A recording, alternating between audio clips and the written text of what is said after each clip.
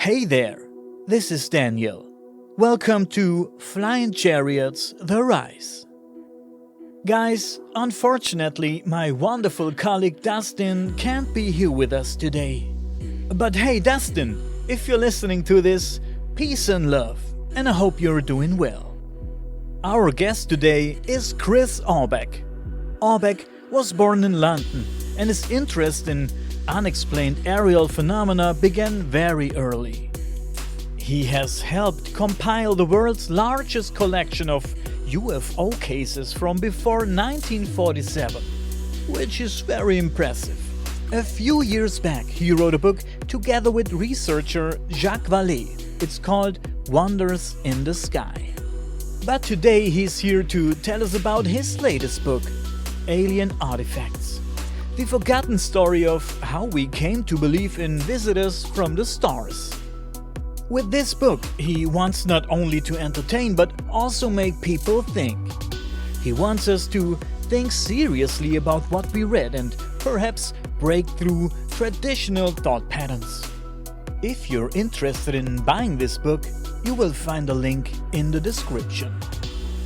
And guys, if you like today's episode, please leave us a like and a subscription, and share your thoughts with us in the comment section. You can also find Flying Chariots The Rise on Spotify.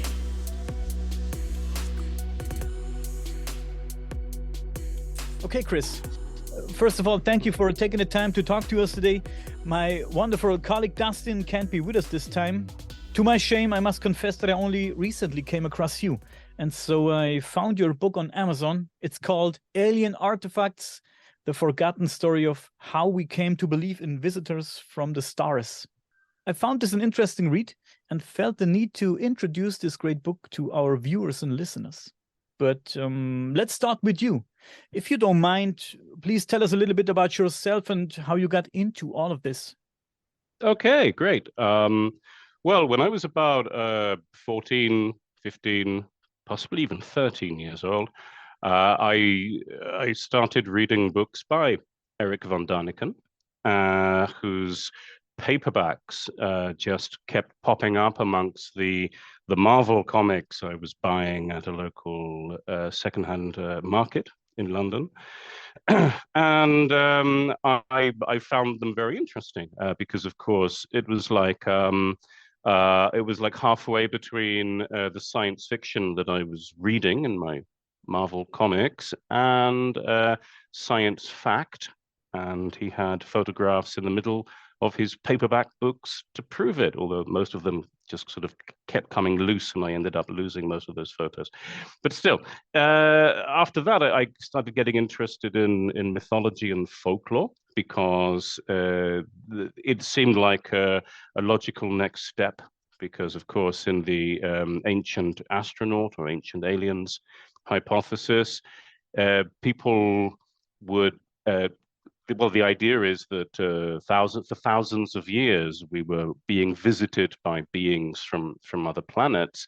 So they would not only have left a tangible trace in the archaeological record, but also on our collective consciousness in the form of folklore and stories. So when I was 15, 16 years old, I would sometimes not go to class at school, and I'd end up sitting in the university library with a briefcase full of pens and paper and books and whatever, researching ancient mythology. And that was probably around the year 1986.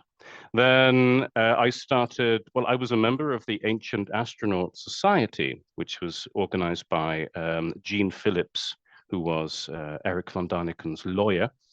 At that time, he lived in Illinois, so the headquarters of this society was in Illinois. And I started to send letters to all of the writers who appeared in the monthly, I think it was bi-monthly bulletin, Ancient Skies. So I became friendly with a lot of authors in that period, quite well-known ones, and others much more obscure. One of them, for example, the UK writer Walter Raymond Drake, W. Raymond Drake, who published a very long series of books called Gods and Spacemen, Gods and Spacemen in the East, Gods and Spacemen in the West, Gods and Spacemen in Israel, and so on. And I used to call him on the phone. I don't think he ever realized I was only about 16 years old. And by the year 1990, I found myself in America visiting these people, aged 18, and I realized that there was a lot of work to do. But of course, the internet didn't exist at that time, and I had to wait another 10 years before I could found a group called Magonia Exchange, which is a historical archival group. What we do is amass as many cuttings as possible from the 19th, 18th, 17th century, from newspapers, books in all languages, including German, and try to find patterns in the data. We focus on UFO reports, but also a lot of other Fortean accounts of absolutely every kind, from ghosts to fish falls, because you never know what might be connected. And that's been going on for 20 years now. And over the years, we've collected more than 50,000, 60,000 cuttings. And I've spent the last decade going over them, trying to work out what they mean and see if I can find connections between the stories, and also to work out what's true and what's not. Because just because I'm interested in all of this, it doesn't mean I believe everything is real. But my approach is to look at it as you would, as someone interested in literature would. If you're interested in medieval literature, you might accept to a certain extent that certain events are completely real, but you don't have to believe in the existence of Romeo and Juliet for it to be interesting for you. Anyway, then I wrote a book with Jacques Vallée, the French astronomer, and that was called Wonders in the Sky in the year 2010. And that helped me get more exposed to the UFO community at large. And since then, I've been working on so many other projects. Now I'm publishing books in English and in Spanish simultaneously because I live in Spain. Thank you. You started pretty young. It all started with Eric von Däniken. Heard that before many times. Yeah. Right. Yeah. Yeah. Yeah. I don't know whether it's because von Däniken's theories appeal to young people because they're very simple. The idea that the gods were astronauts, it's a very simple idea. It has more complex ramifications and layers, but it's a very simple thought that you can cut through so much mysticism and theology and just say the chariots of fire were actually spaceships, and that's all. It's a very reductionist view, I think. It's a way to reduce a lot of noise to a very basic idea that appeals to any young man interested in Marvel comics. Yeah. How did you get to know Jacques Vallée? He's a very interesting guy too. I really like his work. Mm-hmm. Well, the first ever email that I sent in my life was in 1997, and I was teaching some computer teachers in Cáceres in Spain at the Polytechnic, and they said, "Hey, this is the internet. This is a computer." I'd never actually used a computer before, in fact, and my first instinct was to just look for Jacques Vallée, because I knew that he was a computer expert, engineer or technician, whatever he was. And I thought maybe I could find his email address online, which is a very innocent thought because these days most people keep their email addresses hidden. But I found it, and I wrote to him, I believe it was in March 1997. And then I didn't see a computer again for about 5 months, at which point I could see his reply in the account that I'd made. And after that, we just talked a lot about how we could collaborate on a project relating to historical UFOs at some time in the future. Then in the year 2003, I went to meet him personally in Portugal, in Porto, during a conference there. And it was very nice. I met him and I spent time with him and his wife, Janine, who died a few years ago too, unfortunately. And but anyway, we're still good friends, Jax and I, and we talk frequently. And yeah, it's an interesting. We've had an interesting partnership in that sense. Mm. I'm a little bit jealous. I would love to talk to Jacques Vallée someday, but maybe I can call him if you want. You can give him a. Let's talk about this one later. Okay. Yeah. Since you live in Spain, are there any UFO reports coming from Spain? Some sightings, interesting stuff like that?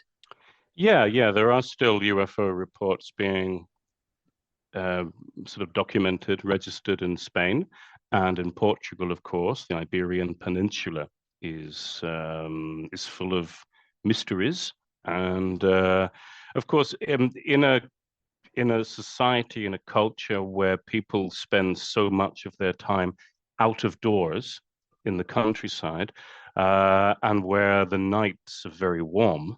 For example, where I'm living nowadays, in the summer it was 45 degrees during the day, and it could still be up to 40 degrees at night.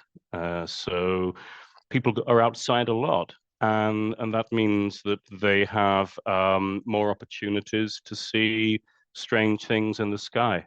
So the thing is, of course, in a country like this, where ufology exists, and so does science fiction, but it's not a very big part of the culture. Perhaps because of Catholicism, maybe for other factors. So there isn't any general system in place for reporting what you see, for reporting strange things that you see. So, like with meteorites that fall in Africa, something can happen and then nobody will ever find out about it because there's no system in place for registering it. Mm-hmm. Interesting. Let's talk a little bit about your book, and let's pick up on a couple of questions you address in your book. So, first question would be that UFOs are often declared as extraterrestrial crafts. Mm-hmm. But in your book, you're asking the question: when did this first happen? Mm-hmm. Yeah, the whole reason I wrote this book was that there's a gap in our knowledge, and although many people have brought together cases, stories of pretty ambiguous lights in the sky or encounters with inhuman creatures, most of the time our ancestors would never have called them aliens. They would have called them ghosts or demons or witches or whatever. So I thought, when did we start calling them aliens? And of course, what I did in the book was, firstly, I have this is the Spanish version here, and this is the English version. I began looking back at when we began to believe in the existence of extraterrestrials, because you can't call something that you see in the sky an alien if that isn't a part of what you accept is possible in the universe, particularly if your universe is limited to a single planet, as it has been many times in different cultures in history. Anyway, the ancient Greeks came up with a philosophy called atomism, which the idea was that everything, all material in the world, consisted of tiny atoms, which together created us, wood, metal, stone, and everything else. They were completely right, of course, but they didn't have a microscope to prove it. And they said that what probably happens is that these atoms form the same patterns and the same objects and the same things throughout an infinite universe. So if this is a planet with people and rabbits and trees on it, they were completely sure that we could find the same thing elsewhere in the universe, possibly even in our solar system. So the idea of aliens already existed in ancient Greece. Then what happened was in medieval times, the Catholic Church began to dominate people's views of the cosmos. And they said, no, the only planet that God has ever created is the Earth. So if you see something weird in the sky, it's not from anywhere else. Obviously, it's just they said that comets and meteorites, for example, were what they called exhalations, basically the planet farting, and these were little sparkly things in the sky. So nobody would call them aliens at that point. Then there was a change in the opinion of the leaders of the Catholic Church in the 13th century, and they said, okay, we can't say God wouldn't make another planet with people on it, so let's say maybe he does. And then from that point on, there was a lot of literature and a lot of speculation about extraterrestrials coming from the sky and visiting the Earth. And that's when you start to see, at that point, a little bit of light. People start making connections and thinking, well, we see things in the sky, maybe they're coming from the moon, for example, or maybe they're coming from somewhere else. Even so, we still had to wait until the 18th, 19th century until we saw lots of literature, lots of science fiction about this kind of thing. And then in 1823, something very interesting happened. And that was when the first ancient aliens and ancient astronauts hypothesis was published as a book. In the year 1823, a Frenchman called Francois Chabrier speculated that our ancestors might have come from another planet, and that a lot of our culture might have come from another world and had been imported here by aliens. So it's from 1823 onwards that we see a lot of speculation about, you know, what might be visiting us. In 1857, that's when we find the first UFO report, a book called The Magic Monitor, written by a man called Oliver Brown under the pseudonym of Henry Monette, said that a flying object, a ship, had been seen flying over a village called Jay in Ohio. It was crewed by a number of giant people who were operating machinery. And we don't know what the neighbors thought of it, but the guy who wrote the book, Oliver Brown, said, I think these are interplanetary visitors on a mission, on a scientific mission. They're here either to study us, maybe they're interested in commerce with us. And from that moment on, we find all kinds of stories, claims, fiction, jokes, songs, everything else relating to alien visitors. So in all of that, you have your answer, but it's not a clear-cut one. Yeah, that's interesting. I talked to this guy. He's a book author from Germany. His name is Axel Ertelt, and he wrote a book about the medieval times, and he mentioned UFO sightings from the medieval times in his book. And always when people experienced strange things in the sky, they always thought it was a sign of God. They described it after what they knew. So it always was some, I don't know, sounds from God and a cross in the sky and a flaming cross in the sky. That's very interesting. But there were UFO sightings in the So medieval. you have to differentiate between a strange thing people see in the sky and the interpretation that this might have come from another planet. But at the same time, in China and Japan, I believe there was a lot of talk of people coming from other planets, and the moon in particular. The moon was always very popular because, of course, it's so big.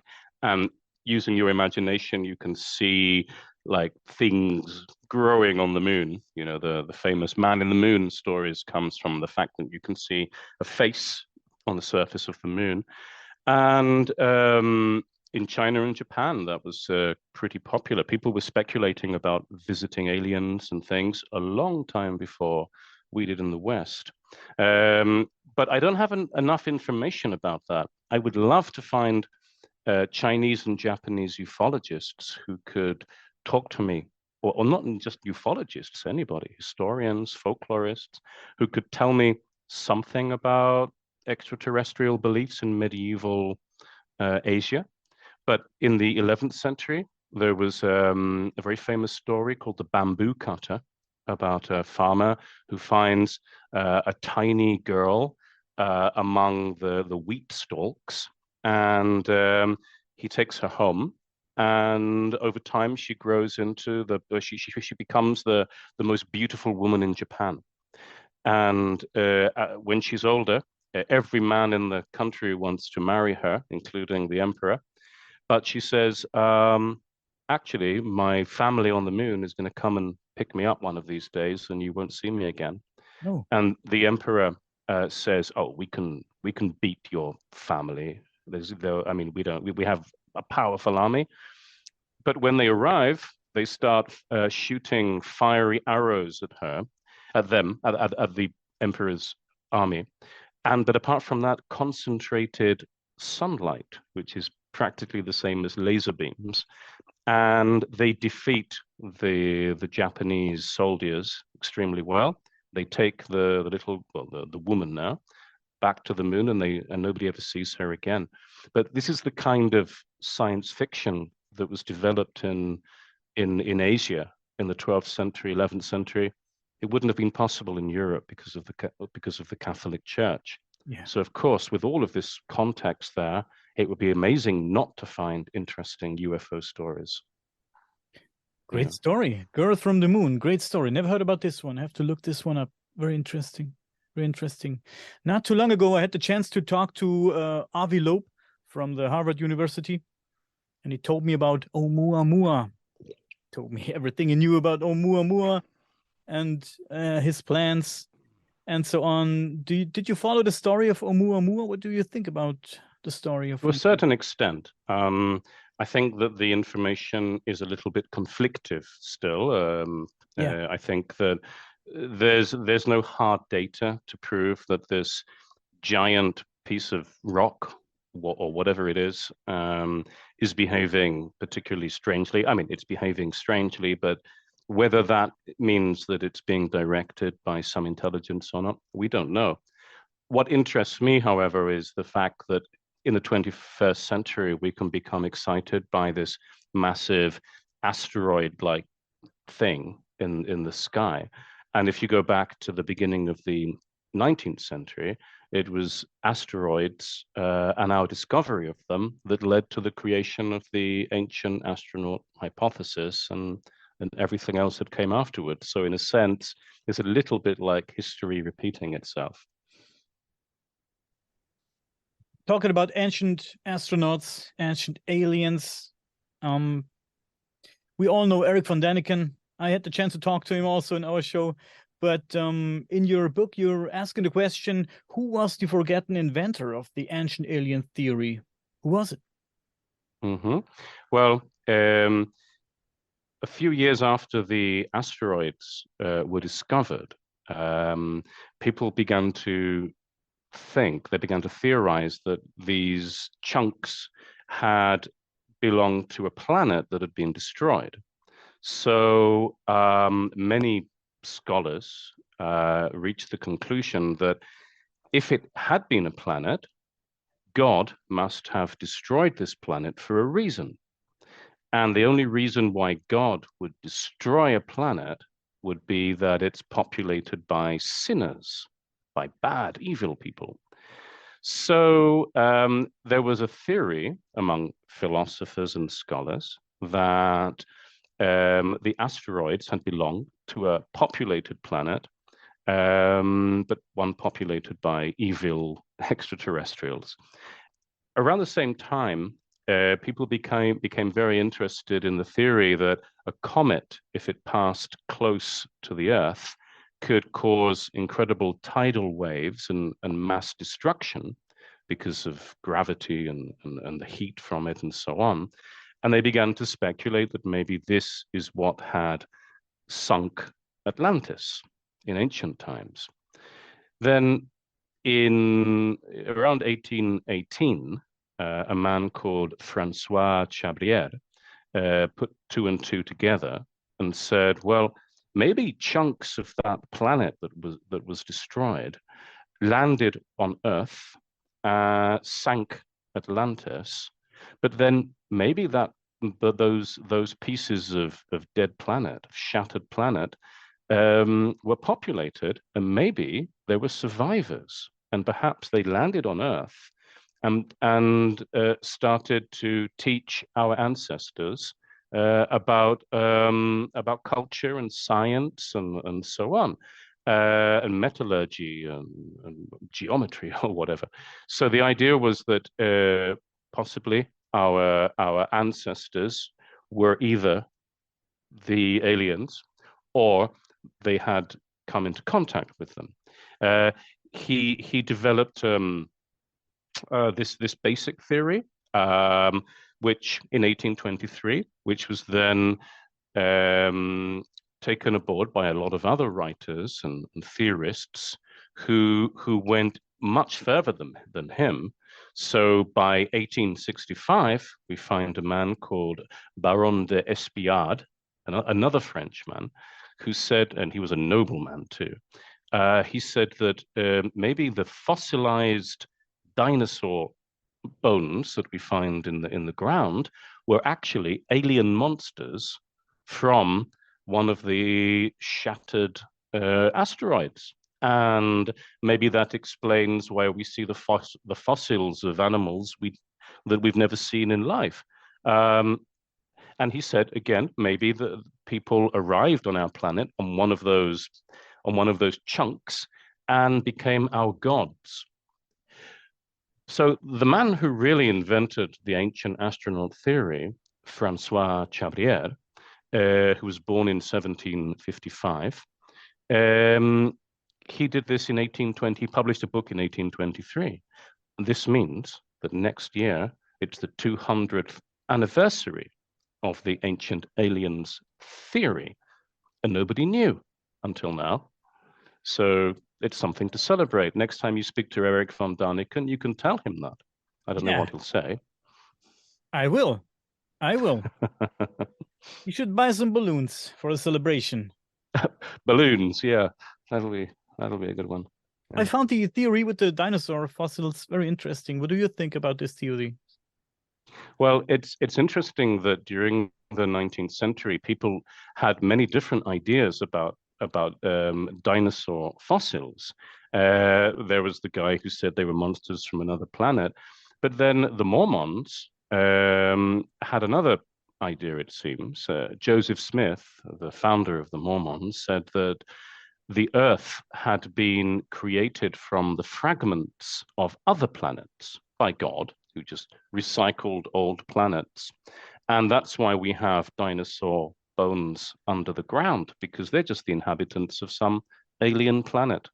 And so while he was recycling worlds, he just used pieces of planet where that kind of creature had existed.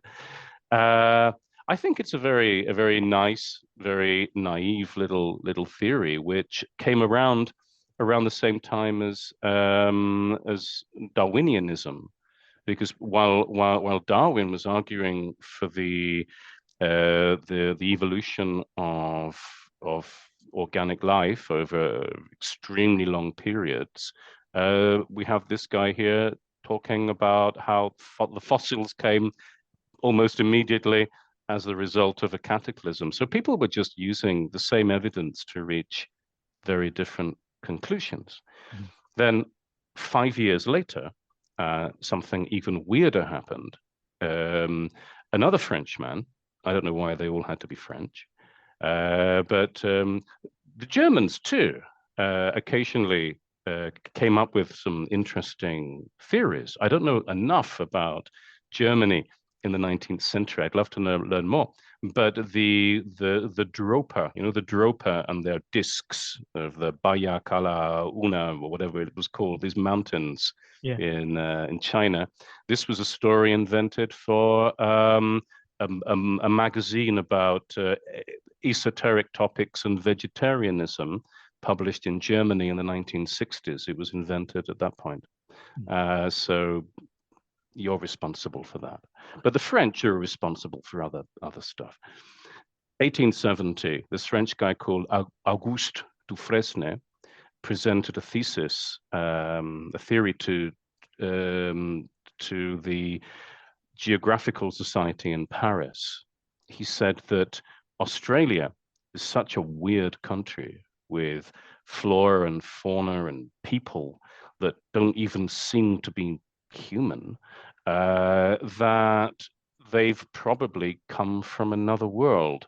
And he came up with a theory that the whole of the Australian continent had fallen into the Pacific Ocean as an asteroid, causing the loss of Atlantis and Noah's flood and so on. And he said that, well, obviously, no one's come to reclaim it, the continent of Australia. So it must belong to us now, as if it were a piece of luggage in an airport. And that was his excuse to get rid of the Aborigines and take the land for the white people. So the ancient astronaut theory has a very dark past that we've all forgotten about. Yeah. Interesting. Very interesting. Do you have a personal UFO story or experience that you could share with us? On the 6th of April, 1996, I was in Talarrubias in Badajoz with a group of people, I think 6 or 7 people. And we saw a rectangular orange light in the sky. It was almost perfectly rectangular. It wasn't moving. It wasn't going up or down or in any other direction. And it was static in the sky for about 15 minutes around the height of the moon, but it wasn't the moon. And then while we were talking about it, it disappeared. It went out like an electric bulb, and then it reappeared in a completely different part of the sky. So I would say that I'm in the category of UFO witness myself for that reason. Great. Impressive. Thanks for sharing.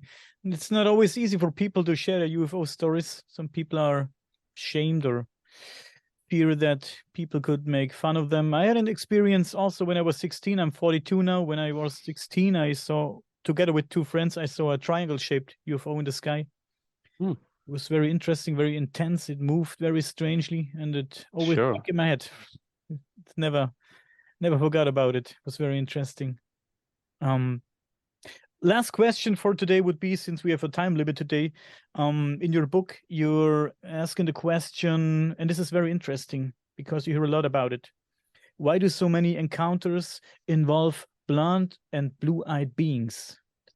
Well, I'm sort of committed in this book to telling the truth to the reader. I mean, I've gone very deep into the origins of ufology. None of this means that UFOs don't exist. None of this means that there aren't some very genuine mysteries out there. But every time I find something, even if it's a bit controversial, I've put it in the book, and there are going to be 3 volumes. So this book just gets to the year 1880. I mean, I got to get all the way up to 1947 at least. One of the things that I noticed was that starting from 1847, which is when we find the first story, fictional story about an encounter between extraterrestrials and humans. There's this astronomer who's watching what looks like a comet fall down over Bavaria, again, Germany. And it's two blue lights, two powerful blue electric lights. And actually in 1847, electric blue lights didn't exist yet. But anyway, he sees them come down and float over a garden, his garden. Then suddenly the lights go out, and this man comes out, and this man is blonde, blue eyes, white skin, wearing a very tight uniform, tight clothes, some impossible material for that period. And he communicates with these people using a kind of telepathy. And so this made me wonder why he would come up with the idea of a Nordic extraterrestrial in 1847. We're talking about a time when UFOs didn't exist. The idea of this UFO mythology that we have today, whether they exist or not, this didn't exist at that time.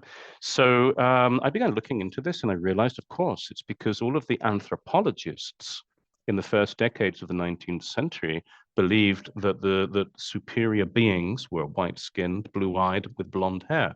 In fact, any textbook, because they taught this at school, said at the time that the most advanced beings on planet Earth and beyond planet Earth were white-skinned, blue-eyed, and looked like Scandinavians.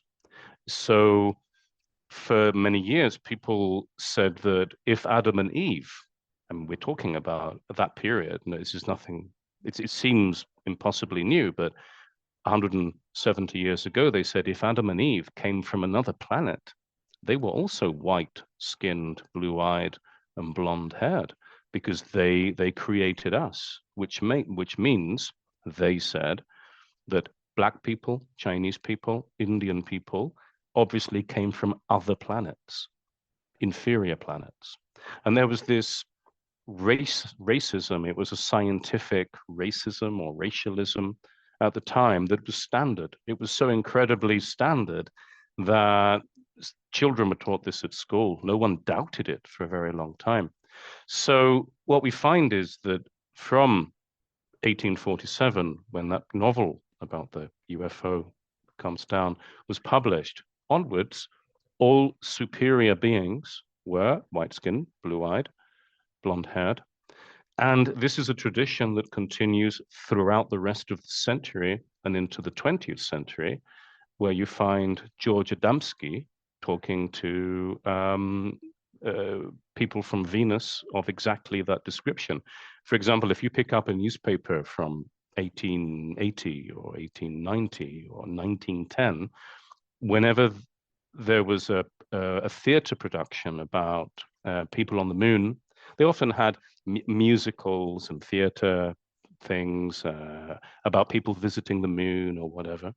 It often says with 100 blonde, pretty girls, or with a cast of 50 blonde Martians or whatever chosen from the people living in that area, or actors who had been paid to do this. I imagine they dyed their hair. So the inescapable conclusion is that the whole idea of Nordic aliens has been with us since the beginning of the 19th century, which is so it has its roots in a racist idea, which is very sad, but it's also true. But at the same time, and this is the curious thing, when in the 19th century, when they talked about more inferior aliens or weirder aliens, they weren't too different from our modern greys. They weren't too different from sort of genetically deficient beings with very little emotion and who humans couldn't relate to, generally speaking, quite short-statured. So what we begin to see through the 19th century is this sort of dualism in a way of Nordics plus Greys with different names, slightly different descriptions throughout that period, and that survives until the 20th century. Of course, Greys were reinvented again in the early 80s, but the fact is that if you believe strongly in Greys and Nordics as two races who are visiting the Earth, my question is, are you not simply echoing very old racial theories? And if your answer is no, how do you know that you're not? Because these have been reappearing every decade since our great grandparents were born. Yeah. You know. Interesting. Very interesting. So yeah, this is the problem. And for example, in 1864, we have here this short-statured fellow in a book. This was in a hoax from 1864 about an alien found inside a giant meteorite. But the fact is that he's also bald and thin and short-statured and so on and so on. Very, very similar to a Grey. In fact, on the very next page, I put a photo of the being seen by Betty Hill and Barney Hill, just so people can see that there is a resemblance there. We haven't reinvented. I mean, we haven't invented anything new. These are very old themes that just keep coming back to us. How much of this is true? How much of this is folklore? That's the real question. That's the real question. You're right. That's very interesting. Thanks for sharing some of your knowledge with us today. It's very interesting. I encourage everybody to buy your book, Alien Artifacts, The Forgotten Story of How We Came to Believe in Visitors from the Stars. Very interesting read. I like it. I like it. Yeah, like I said, thank you for taking the time to talk to us today. I would say stay with me for 2 more minutes. And for everybody else, thank you for listening and watching.